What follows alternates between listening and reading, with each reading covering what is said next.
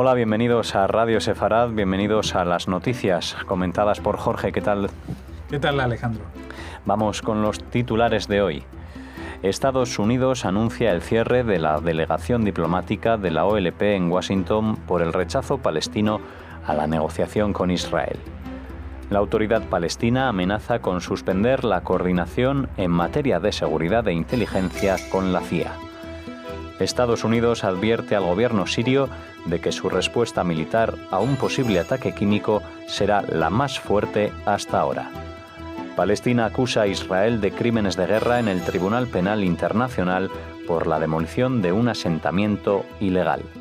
Estos son los asuntos del día aquí en Radio Sefarad. Volveremos después en la segunda parte con la agenda cultural.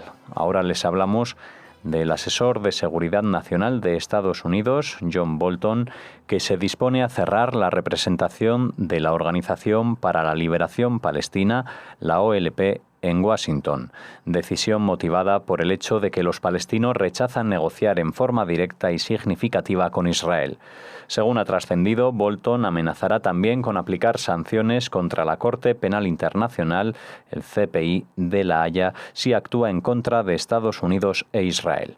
Ya en noviembre de 2017, la administración estadounidense había advertido a los palestinos que consideraría cerrar sus oficinas en Washington si no regresaban efectivamente a la mesa de negociaciones con Israel para lograr la paz. El asesor de Abbas manifestó que se trata de una medida que tendrá consecuencias peligrosas para el proceso de paz. Bueno, la pregunta al hilo de las últimas palabras es ¿de qué proceso de paz está hablando?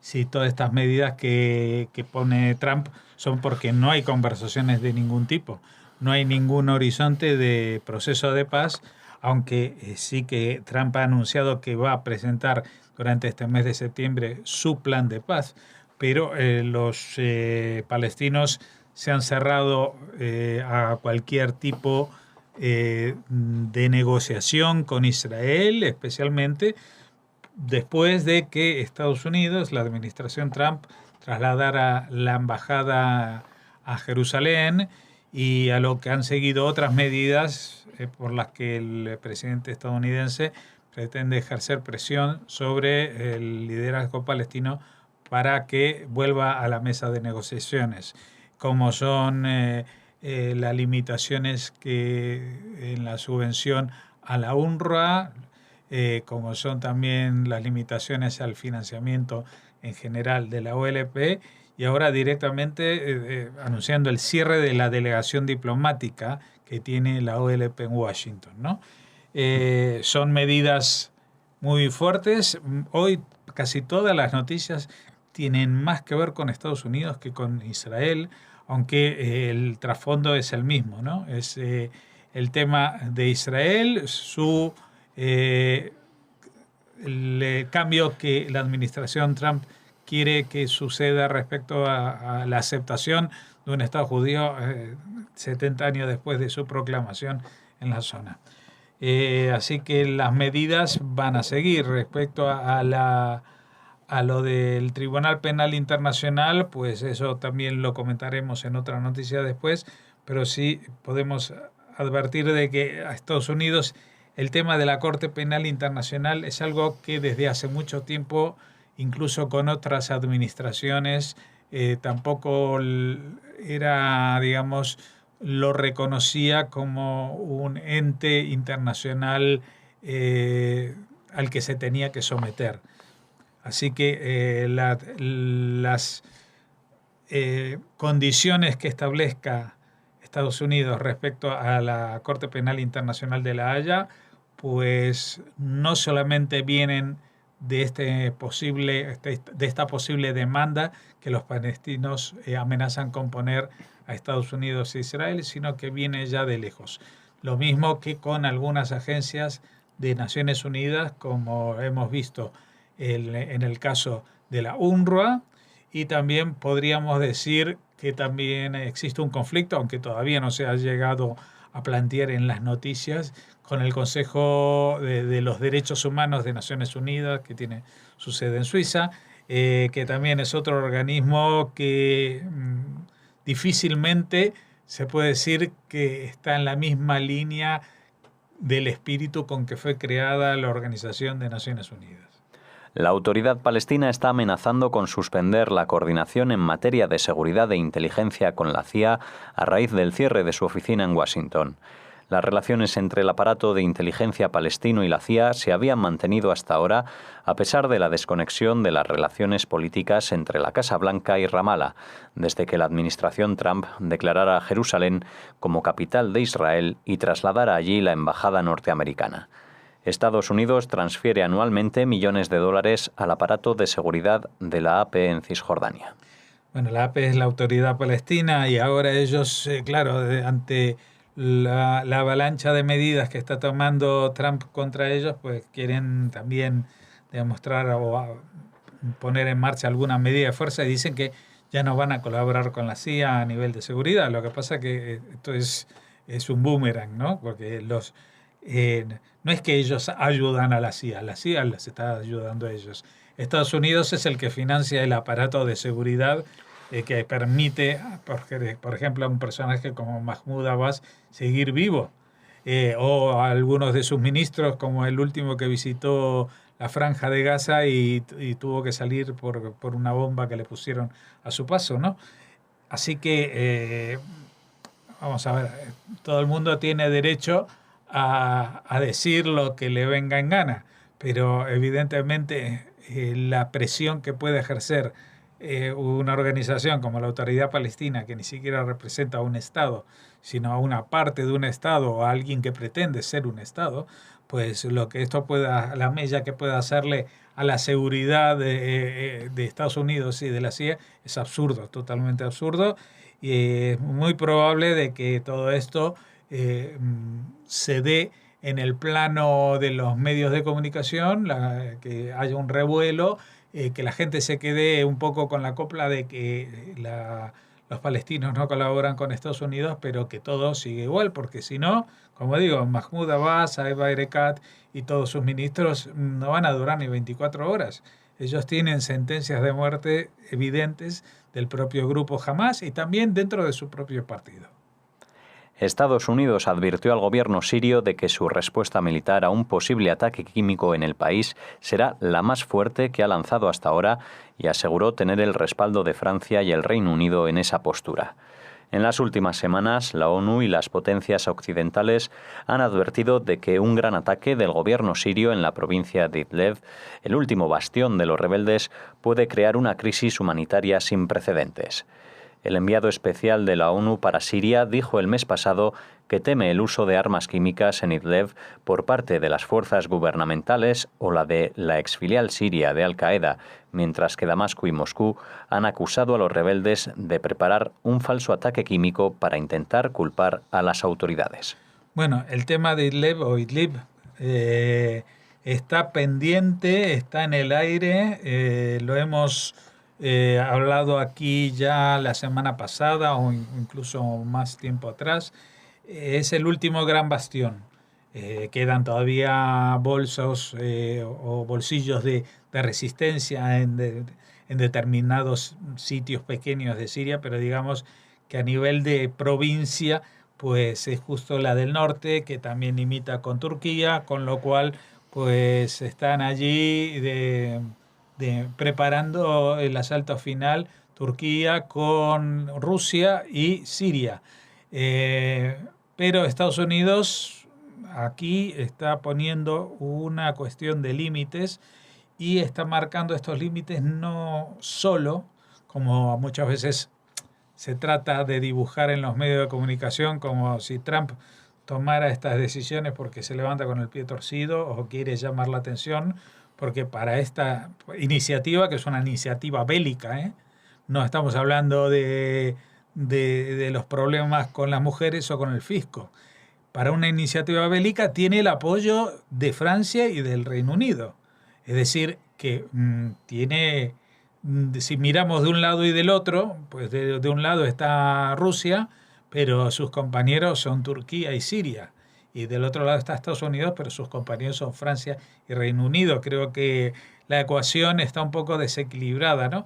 Así que esperamos que, si bien la guerra de Siria va a continuar, no va a ser un paseo triunfal en base a machacar y masacrar población civil, por lo menos esa es la intención de esta advertencia, y tanta acusación de un lado como del otro respecto a las armas químicas, lo único que nos puede confirmar es que aquel Nobel de la Paz que se le dieron a la Agencia de Naciones Unidas para el Desarme Químico tendría que ser devuelto inmediatamente, porque si hay algo que abunda en Siria hoy en día, tanto de una parte como de otra, no estamos pronunciándonos a favor de ninguna de las dos contendientes, o sea, porque Al-Qaeda no es mejor que el gobierno de Bashar al-Assad, pero todos tienen armas químicas y todos las tienen para utilizarlas. Así que esperemos que estas advertencias mutuas pues tengan un efecto de advertencia y no se ponga estos elementos en la lucha, y aunque lleve un poco más de tiempo, por lo menos que se permita que los civiles, o gran parte de ellos al menos, no se vean afectados, no sean masacrados, como parecía ser la estrategia inicial de Siria y Rusia para esta zona. El secretario general de la OLP, Saef Erekat, ha anunciado este martes que las autoridades han presentado un caso contra Israel por crímenes de guerra ante el Tribunal Penal Internacional en torno a la situación de la localidad beduina de Jan al-Ahmar, cuya demolición fue aprobada de forma definitiva la semana pasada por el Tribunal Supremo israelí. La denuncia es por desplazamiento forzoso de población, limpieza étnica y destrucción de propiedades civiles. El responsable palestino aseguró que seguirán demandas en el Consejo de Seguridad, la Asamblea General, el Consejo de Derechos Humanos, todos ellos de Naciones Unidas. El Tribunal Supremo de Israel dio el 5 de septiembre luz verde a la demolición de esta localidad en los territorios en disputa, después de rechazar la demanda presentada por los residentes contra estos procedimientos. La localidad, en la que residen cerca de 180 personas, se encuentra ubicada entre los asentamientos de Ma'ale Adumim, cerca de Jerusalén, y Kefar Adumim. La comunidad está integrada por beduinos desplazados previamente de sus residencias en el desierto del Negev, en el sur del país.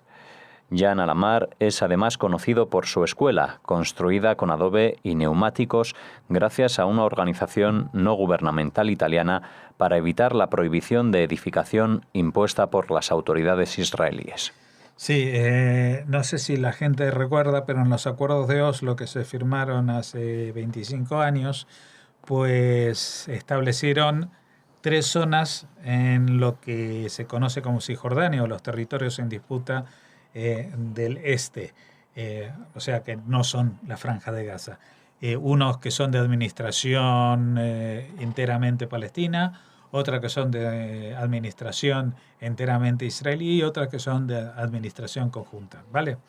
Bueno, esta población específica está entre Ma'ale Adumim y Kfar Adumim, que están en la zona cercana a Jerusalén y que están en la zona de administración israelí desde hace 25 años.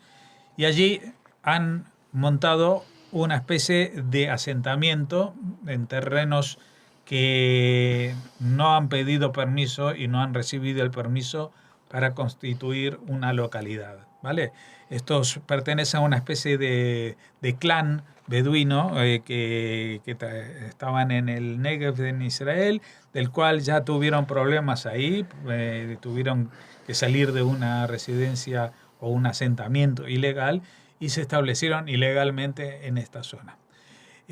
No son mucha gente, pero esto ha pasado por todas las instancias jurídicas de Israel y ha llegado a la máxima, que es el Tribunal Supremo de Israel, y a pesar de todas las instancias y demandas y todo esto, pues ya han emitido el fallo definitivo el día 5 de septiembre para que derriben este asentamiento. Claro que ellos hicieron el truco del almendruco, porque para definir la palabra construcción tienen que estar edificados en una serie de materiales, creo que están definidos como ladrillo o madera o algo así, eso se consideran, o metal o madera, Eso se considera una construcción, pero entonces han hecho edificios con neumáticos y adobe, un invento de unos italianos, para que eso, según la ley, no sea un habitáculo, no sea, y ahí han concentrado y hecho una escuela, y entonces los medios, digamos, pro-palestinos, o mejor dicho, muchos medios anti-israelíes ven cómo ellos son los pobrecitos y que lo único que quieren es educar a sus hijos, etcétera, etcétera, que bueno, que es todo un montaje. Pero la ley en Israel es independiente, el Tribunal Supremo israelí es el mismo que hace unos años metió en la cárcel, no que juzgó, que acusó, que juzgó y que metió en la cárcel a un jefe de Estado, un presidente, por escándalos sexuales, por abusos sexuales, Moshe Katsav, y después por la misma razón, no por las mismas razones, por cuestiones de corrupción económica, pues metió en prisión también al primer ministro, o sea, al jefe de gobierno, ¿no? Es como si aquí, por poner un símil, se llevaran a Pedro Sánchez y a Felipe VI a la cárcel por una orden judicial. Aquí, por lo menos en España, pues por mucho menos hay muchos escándalos que no llegan a verse solucionados, ¿no? A mucho menor altura. Pues, esto lo decimos porque el Tribunal Supremo israelí se enfrenta prácticamente a diario incluso con el gobierno por sus decisiones que bloquean o echan atrás propuestas o leyes que la coalición de gobierno quiere alentar. Con lo cual, si ellos han juzgado que esta población está emplazada en un sitio que no le corresponde, que no es de su propiedad y que se ha hecho no de forma legal, etcétera, etcétera, pues se tiene que proceder a su derribo de la misma manera que se ha procedido al derribo de asentamientos judíos en Cisjordania por las mismas razones, ¿no? O asentamientos o partes de asentamientos que estaban en terrenos privados. Así que lo que podemos decir es que esta denuncia por desplazamiento forzoso de población, limpieza étnica y destrucción de propiedades civiles que pone la OLP no es más que un berrinche porque no va a ninguna parte, y menos tratando de llevarla a un tribunal internacional como es el CPI por crímenes de guerra. A ver, ¿qué guerra hay contra los beduinos? ¿Y qué crímenes son estos que actúan de acuerdo a las leyes establecidas y conocidas por los habitantes del lugar? Así que, bueno, esto es, como digo, responde al berrinche de la OLP, que ve que cada día ve más socavado su prestigio e incluso su representatividad como interlocutores para un plan de paz, no solamente como le exige Estados Unidos en negociaciones de paz directas con Israel, sino incluso haciendo todo lo posible y boicoteando para que haya un simple acuerdo de cese de fuego en la franja con Gaza. Ellos dicen que no lo aceptarán, y si jamás osa llegar a algún tipo de acuerdo con Israel sin su consentimiento y sin su mediación, pues sufrirán las consecuencias, que no cobrarán los sueldos, les cortarán la luz, les cortarán los servicios de los cuales depende la franja de Gaza, porque así se establecieron en aquellos acuerdos de Oslo que mencionamos, que es la Autoridad Palestina quien los gestiona. Así terminamos esta primera parte de las noticias aquí en Radio Sefarad. Volvemos tras una pausa con la agenda.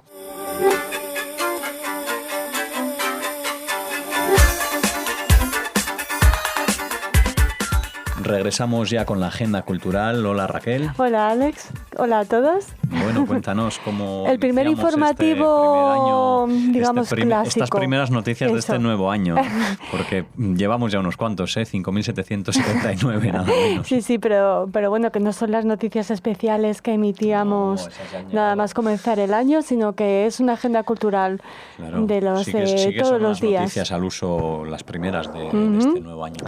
Y los comenzamos a lo grande, porque les hablamos de la presencia en España de uno de nuestros queridos colaboradores, Pablo Dreisig, que va a ofrecer 2 conferencias. La primera en nuestro país. La primera de ellas se llama Martin Buber y Spinoza, 2 visiones sobre el bien y el mal en el pensamiento judío, un tema que no puede ser más interesante. Ya saben que Pablo Dreisig es profesor de filosofía y pensamiento judío en la Universidad de Buenos Aires y en este caso estará en la comunidad Atid para ofrecer esta conferencia el próximo 13 de septiembre, o sea, si lo escuchan ya mañana mismo. El jueves, hoy mismo, o sea, perdón, si lo escuchan el miércoles, mañana, y si no, este jueves, 13 de septiembre a las 19:30. Esto en Barcelona, ¿no? Esto en Barcelona, en la comunidad Atid.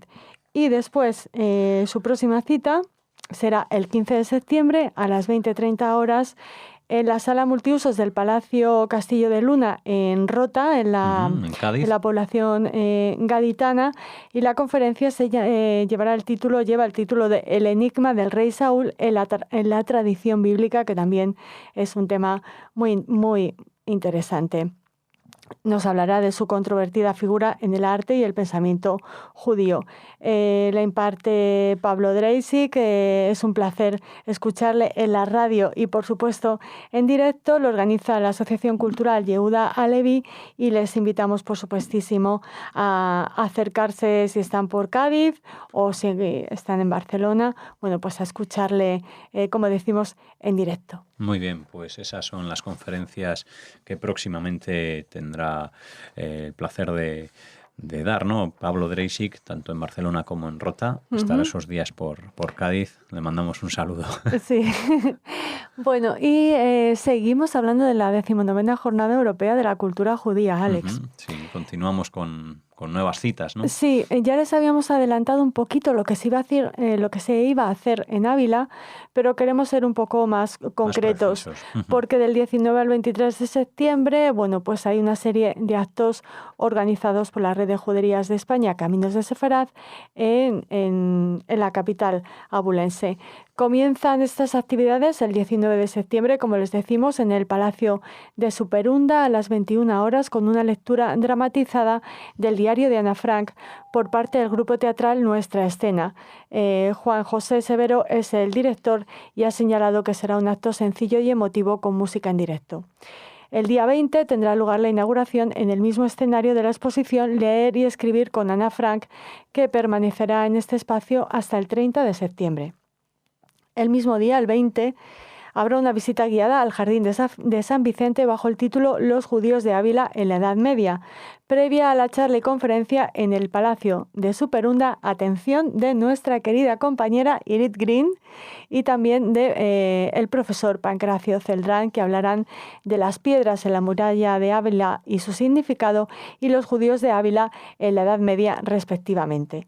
El 21 de septiembre, el mismo palacio será el escenario del concierto 9 canciones sefardíes de amor y desamor a cargo del trío Asudei a partir de las 8 de la tarde. Será esta cita, y el 22 habrá una visita guiada a la judería de Ávila que comenzará a las 12 del mediodía, y al día siguiente hay otra visita guiada también a la judería de Toledo, mientras que una excursión procedente de la ciudad manchega hará lo mismo en la capital abulense, o sea que se intercambian.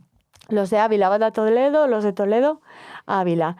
Las inscripciones para las actividades incluidas en la 6ª Jornada Europea de la Cultura Judía de Ávila podrán realizarse a partir del jueves 13 de septiembre en el centro de recepción de visitantes entre las 9 y las 20 horas con un máximo de 4 personas por reserva. Bueno, pues no será por actividades. Y muy interesantes. Hombre, nosotros Además, nos quedamos con la conferencia de nuestros queridos Irit Green y Pancracio Celdrán, pero, por ejemplo, la dramatización, la lectura dramatizada del diario de Ana Frank tiene que ser también un evento muy interesante.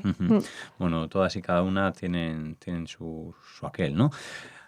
Elijan ustedes a cuáles y a cuáles pueden acudir, claro, Exacto. además de interesarles. Cerramos la agenda, Raquel. Con flamenco. Con flamenco cartel, judío. Un cartel de flamenco con Leila una Brukin. expresión muy, muy flamenca. Sí. Ahí está Leila Brukin en Bailaora totalmente. Se presenta de nuevo en el Café Cirap, uno de los tablaos flamencos más importantes de la capital de España, de Madrid. Lo hará el 14, 15 y 16 de septiembre a las 21:30 horas y estará acompañada al cante por Naike Ponce, por Piculave y Chelo Pantoja, y al toque por Antonia Jiménez. La percusión correrá a cargo de José Montaña, y si no han tenido la suerte de ver a Leila bailando en directo, pues no se pierdan esta oportunidad, porque realmente es una de las mejores bailadoras con las que contamos aquí en nuestro país. Bueno, pues tienen la oportunidad de hacerlo, de verla estos días 14, 15 y 16 de septiembre. Sí, la hemos entrevistado en varias ocasiones aquí en Radio Sefarad, pero para los que nos sigan desde hace poco, Leila es judía de origen iraquí. Iraní. Iraní. Bueno, pues nada, tienen oportunidad de ver sus raíces, sí, o al menos su arte flamenco. Sí, nació en Estados Unidos, su madre también es artista. Bueno, lo lleva en la sangre entonces, totalmente. Sí, en algún punto no tendrá esa ascendencia. Pues nada, así cerramos la agenda de hoy aquí en Radio Sefarad y volveremos mañana con todos ustedes. Hasta entonces.